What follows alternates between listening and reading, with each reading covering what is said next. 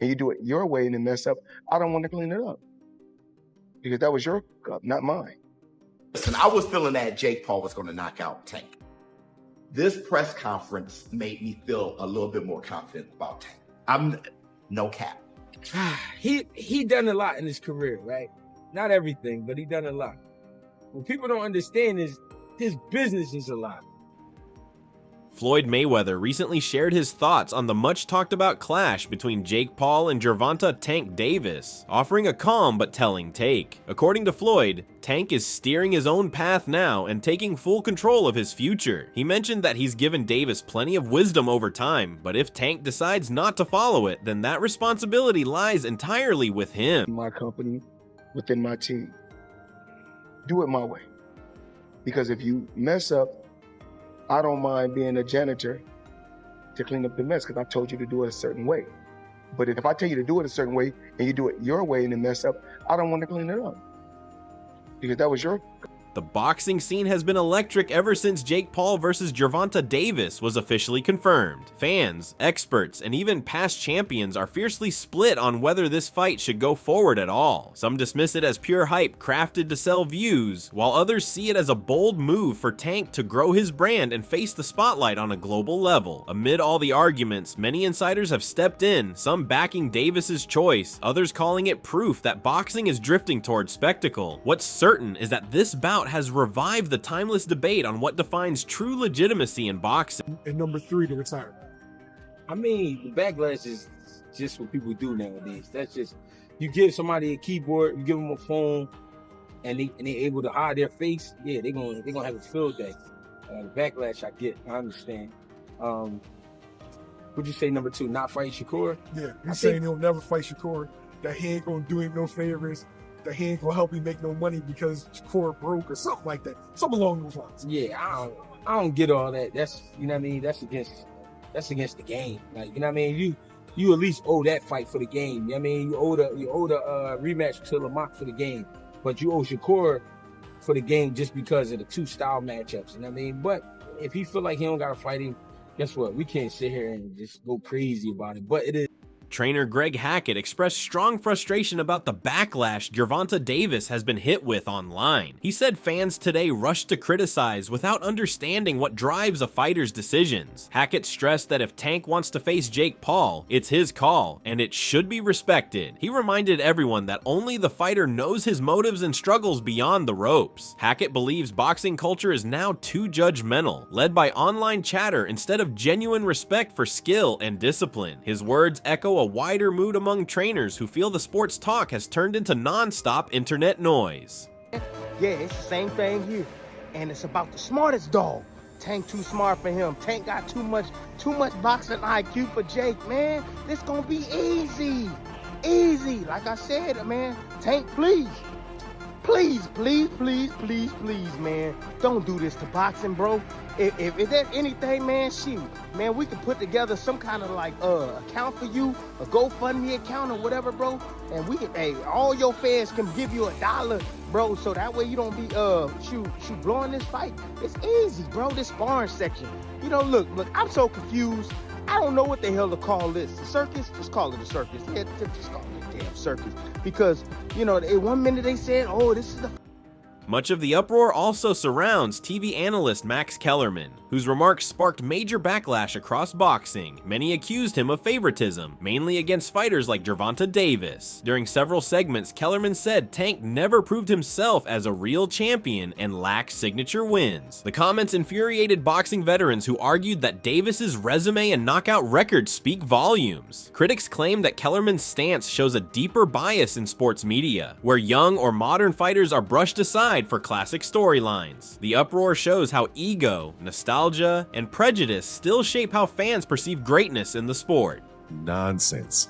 Max Kellerman claims that Gervonta Davis was never a champion, that we've never been a period of time when we looked at Gervonta Davis and said Gervonta Davis is the man in that weight class. Bunch of other ridiculousness pouring out of the pie hole of Max Kellerman. Max Kellerman is one of the most biased, bought and paid for journalists that there is in the sport of boxing.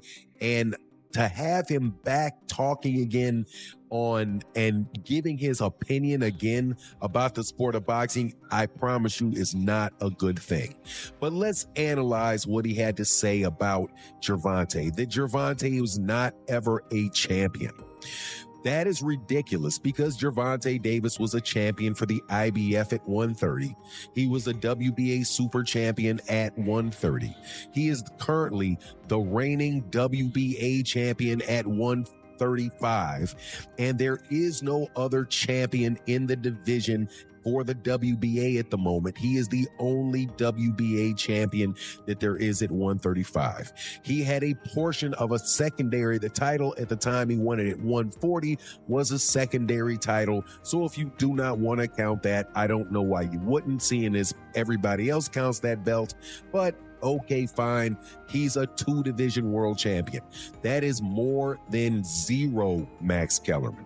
Now, looking at the idea that Gervonta Davis has never been the man in that division is absolutely ridiculous because Gervonta Davis has really been the man in that division the entire. Former champ Paulie Malignaggi has long been outspoken, and his take on Davis versus Paul is no exception. He blasted the fight, saying it cheapens real boxing. For him, knockouts mean something only when they come from legit competition. Staged fights, he warned, fool the fans into believing they're watching a real contest. Talking with analyst Chris Algieri, Paulie said, while casual fans might love the drama, purists know the difference. He cautioned that letting social media stars share the ring with true pros erases the line between sport and spectacle. His words hit hard, highlighting the clash between legacy and entertainment in modern boxing. Knockouts. People like knockouts. They don't care if you're knocking out cab drivers. Look at Jake Paul's career. You can manufacture that though. You can manufacture that though.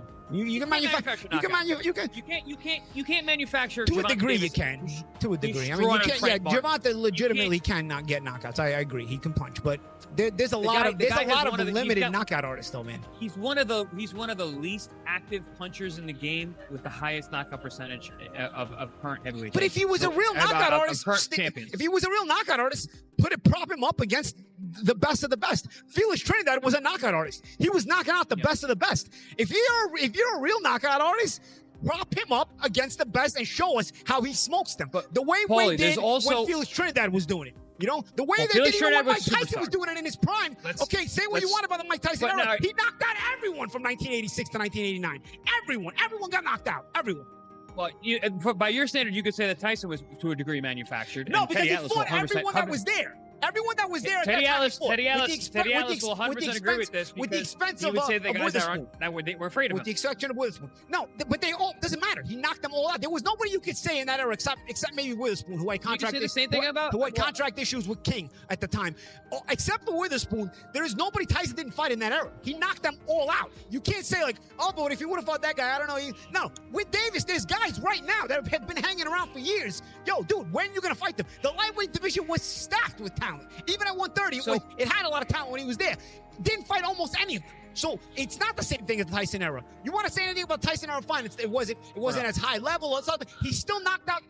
Commentator Showbiz the Adult offered a much brighter outlook. After attending the face-off between Davis and Jake Paul, he said his confidence in Tank grew. At first, he worried Jake's size and power could give him the edge, but seeing Gervonta's calmness changed his view. Showbiz praised Tank's focus, poise, and cool demeanor, saying he looks ready for the moment. He added that Davis's sharp mind and accuracy might counter Jake's raw power. In his words, this showdown could surprise those expecting brute strength to rule. Tank's skill, timing, and patience could flip the script fast. Listen, I was feeling that Jake Paul was going to knock out Tank.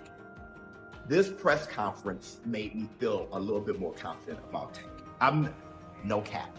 I know if Tank wasn't saying much, fumbling over his words, seems bashful, but I'm looking, right? And I'm just like, bro, he doesn't feel that Jake Paul is an issue.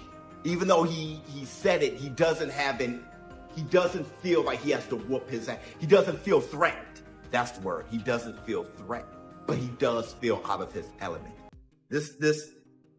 I'm gonna be honest, man. It sounds like, I know everybody's looking at this press conference and it's like, number one, I know what y'all saying.